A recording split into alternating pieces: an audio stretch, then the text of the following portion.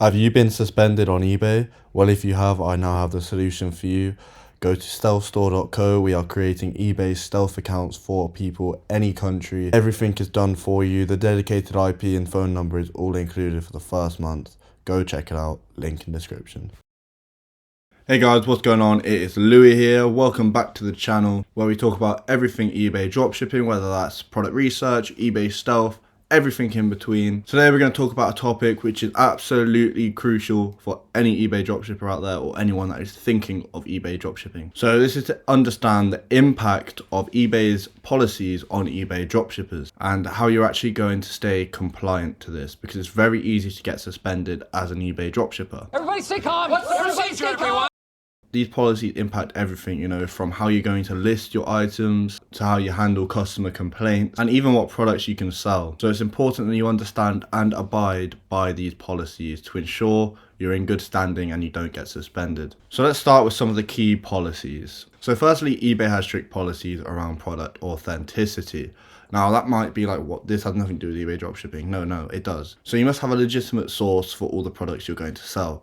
And what I mean by that, it's not just some product with no brand. It's best to have a product with branding. Now you can sell, I know you can sell products without branding, but if every single one of your products has no branding, it can raise red flags. So you want to have some products that have branding. Even if it's Chinese branding, it doesn't matter. It just has to have some sort of branding. Don't always just put no branding. Secondly, eBay has policies on how you can deal with customer complaints. So you think, how does it link to dropshipping? Once again, it does link to dropshipping. You have to respond to every single eBay customer complaint, and returns, you have to have a clear return policy in place. It's never a good idea to put no returns. You always want to be able to give returns. It's covered. What is this, ketchup? Yeah, but the tag's still on there. Okay, I guess we'll return it. Now, how are you going to deal with returns? So you're going to deal with returns by putting the supplier's return address as your return address. So if you get a return, you can deal with it right away, and then you're not raising any red flags. You dealt with it right away, and you're keeping the platform a safe space for buyers. Because if you take ages to do the return, then and you consistently do that, eBay are going to notice, and you can get suspended for that. So you need to make sure you follow eBay's policy in quick returns and everything like that. Make sure you source products from only legitimate suppliers.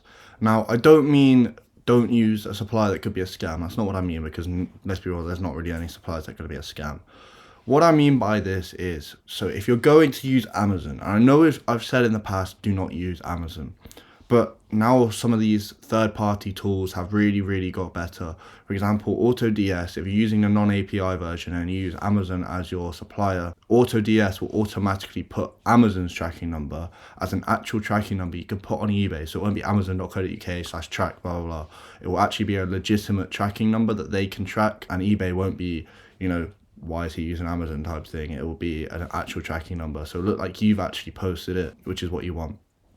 Now, obviously, I've praised Banggood a lot in the past, just because with Banggood, they provide you all the documents you need in case eBay start asking for invoices and things like that. You can watch my video on how to solve MC0011 restriction, because you have to edit the invoice a little bit, but that does work to actually get your account suspended. So you want to use a supplier such as that, because you want to get all the necessary documentation. So Amazon doesn't necessarily provide this, but Amazon is still good, it's just more risky to use. That's why I still recommend using Banggood. It's a legitimate supply, it's fast shipping, it's UK to UK, USA to USA, France to France, etc, etc. So it's fast delivery, and you get all the documentation that is needed for eBay. So that's also very important. So eBay's policies, they obviously play an important role. Like, as much as you may hate them, they are important, because it keeps a safe place for buyers and sellers, mostly buyers. We all know they always side with buyers, but still, it's important to have. As a dropshipper, by understanding what I said in this video, what you need to do, you will stay compliant and you won't get suspended by eBay. The only reason you would is if you use Amazon, for example, and then they ask for documentation, you can't provide the documentation, and then you get suspended. So that's why I still recommend Banggood. But you can use Amazon though. As I said, it is just, if that one-off chance happens, they start asking for documentation. For example, when you have an influx of sales, all of a sudden they start asking for documentation, and you're just using Amazon, you can't provide that. So it's a risk. Whereas Banggood, it's a much smaller risk, because Banggood, you can act like you're a wholesaler, which is very important as a dropshipper, because that's technically what eBay mean by dropshipping. They actually mean wholesale. If you found this video useful at all, please make sure you hit that like button and that subscribe button, and have a lovely rest of your day. Thank you.